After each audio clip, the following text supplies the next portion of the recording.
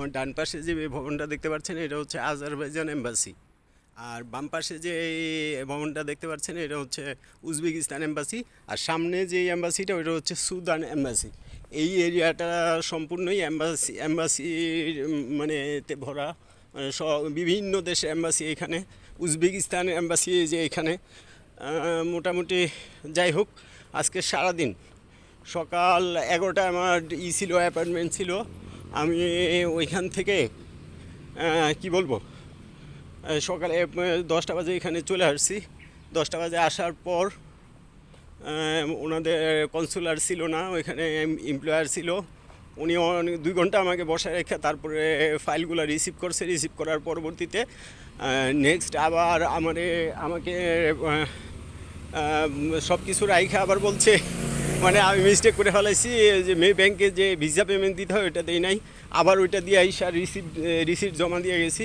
জমা দিয়ে যাওয়ার পরবর্তীতে আবার ফের আবার আমি আবার মিস্টেক করছি কি, আমার ফাইলের সাথে আপনার ছিল না, কি বলে, ফাইলের সাথে যে আপনার এয়ার টিকিট, হোটেল বুকিং এগুলো ছিল না।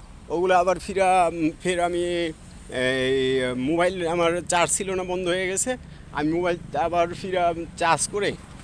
মোবাইল চার্জ করে ওগুলো প্রিন্ট করে আবার এসে মানে মিস্টেক করছি, বাসায় ভুলে রাইখা চলে আসছি। তার পরবর্তীতে এইখানে আইসা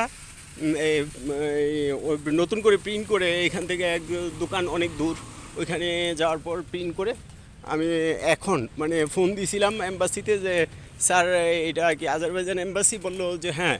তা আপনি কি চঞ্চল? আমি বললাম জি। বললো একটু আসতে পারবেন? আমি বললাম ঠিক আছে, আসতেছি। আসলাম পরে আমার টোটাল ডকুমেন্ট সব রিটার্ন করে দিল।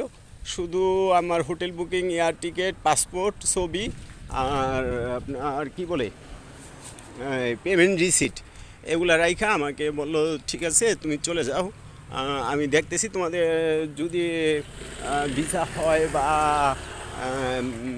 না হয়, যাই হোক আমি তোমাকে ফোন করে জানাবো। এই পর্যন্তই আজকের মতো। আজকে আসলাম, সকলেই দোয়া করবেন যেন আমি ভিসাটা পাই। আজারবাইজানের ভিসাটার জন্য আসলে আমি এক্সাইটেড। বাকুতে যাব, ঘুরবো, এটা আমার খুবই একটা মানে ইচ্ছা। যাই হোক, সকলে দোয়া করবেন যেন আমি আজারবাইজানের ভিসাটা পাই, এবং আজারবাইজানের ভিসা পাওয়ার পরবর্তীতে নেক্সট আরও চমক আছে, আমি আপনাদের বলবো নেক্সট ভিডিওতে। ওকে, বাই, আল্লাহ হাফেজ। আর এই যে ভাই আজারবাইজান এম্বাসিতে ঢুকতে হলে আপনার এই ভাইয়ের সাথে সবার দেখা হবে। এই ভাই নেপালি, এইখান থেকে এই গেট দিয়ে ঢুকতে হয়। এই ভাই আমার সকাল থেকে অনেক হেল্প করছে। হ্যাঁ ভাইয়া, খুবই ভালো, খুবই ভেরি গুড ম্যান। ওকে ভাই, আল্লাহ হাফেজ। ভাই হাই হ্যালো বলেন। হ্যালো বাংলাদেশ। ওকে।